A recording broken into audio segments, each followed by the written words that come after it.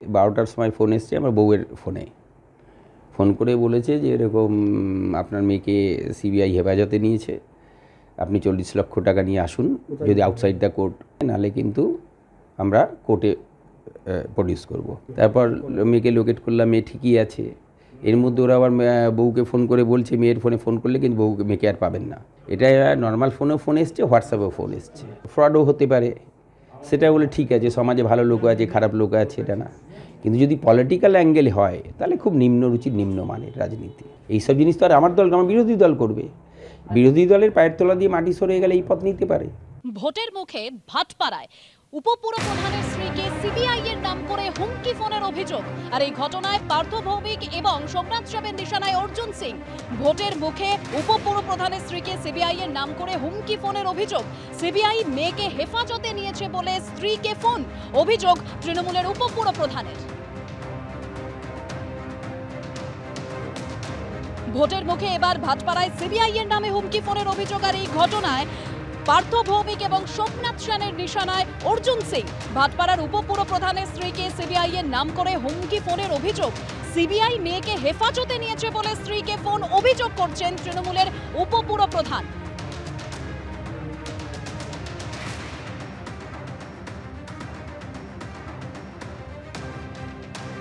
বারোটার সময় ফোন এসছে আমার বউয়ের ফোনে।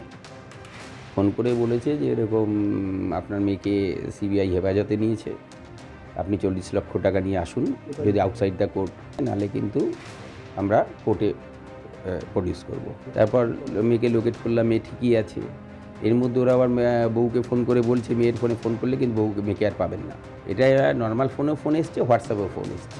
ফ্রডও হতে পারে, সেটা বলে ঠিক আছে, সমাজে ভালো লোক আছে খারাপ লোক আছে এটা না, কিন্তু যদি পলিটিক্যাল অ্যাঙ্গেল হয় তাহলে খুব নিম্নরুচির নিম্নমানের রাজনীতি।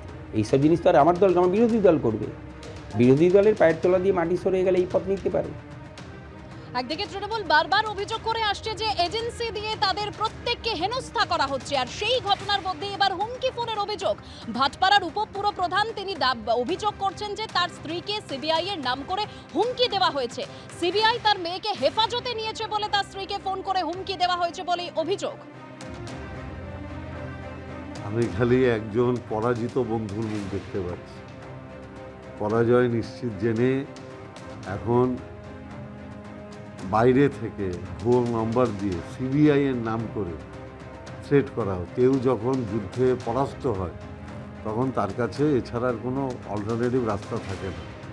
আমি খালি বলবো যারা অর্জুন সিংয়ের হয়ে এগুলো করছে, 2026 অবধি মাথায় রাখবেন মমতা ব্যানার্জি বাংলার মুখ্যমন্ত্রী, পুলিশ প্রশাসনটা মমতা ব্যানার্জির হাতে।